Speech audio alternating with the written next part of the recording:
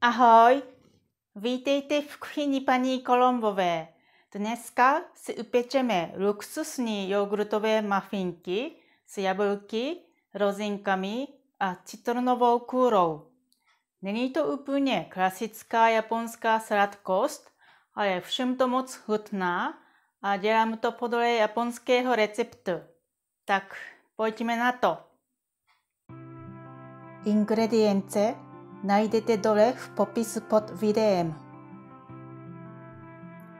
Hrst rozinek nasypeme do sejtka a nad březem pozvolna přelijeme horkou vodou.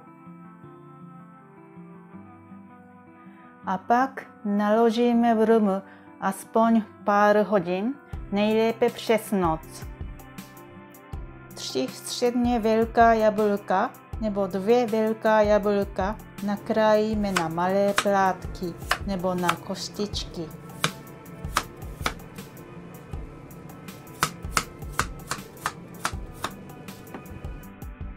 Na pánvi rozehřejeme 1 lžíci másla, přidáme jablka, 1 lžíci cukru a citronovou šťávu z půlky citronu. Za občasného míchání dusíme zhruba 5 až 10 minut, dokud jablka nebudou měkká a šťáva se neodpaří.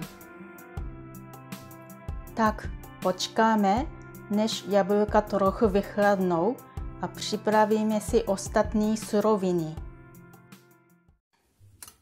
Předehřejeme si troubu na 180 stupňů. Mám půlku biocitronu. Jestli chcete, kůru můžete nastrouhat, ale já mám radši výraznější chuť, takže ji zbavím bílé slupky a nakrájím na drobné proužky.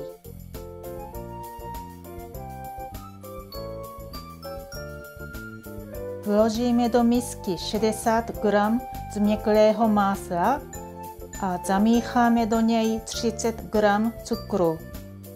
Přidáme 1 malý kelímek, to znamená 150 g bílého jogurtu.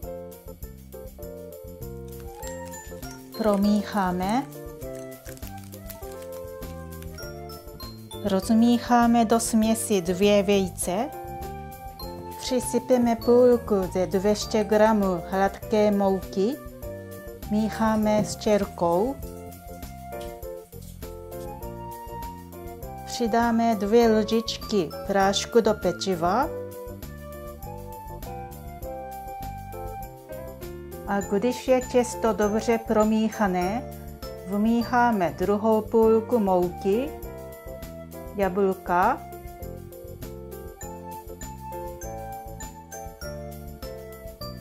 rozinky naložené v rumu,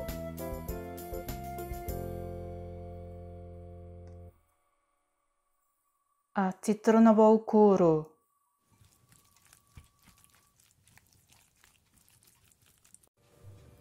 Naplníme formičky na mafiny nebo papírové košíčky.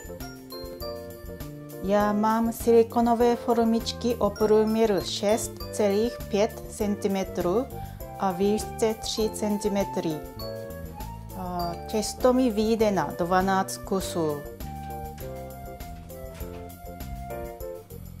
Tak dáme doprostřed trouby a pečeme na 180 stupňů 20 až 25 minut. Mafinky krásně voní, jsou vláčné, lehké, prostě je to dobrota.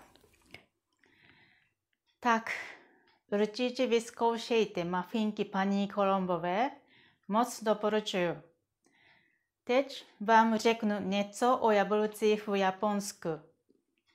Jablka se v Japonsku pěstují teprve 150 let a jenom v chladnějších oblastech. To znamená například na severu Honshu nebo v oblasti Shinshu, kde je město Nagano. A nejpěstovanější japonská odrůda je Fuji Je to pojmenované podle města, odkud pochází tato odrůda, a podle hory Fuji. A já jsem viděla poprvé rostoucí jablka, když jsem cestovala vlakem na severu Honshu. Viděla jsem přes okna všude jablečné sady, jabloně s červenými jablky. Byla jsem fascinovaná, měla jsem pocit, že jsem se dostala do jiného světa.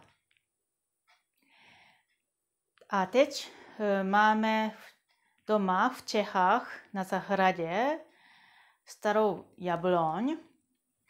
A je to pro mě něco vzácného.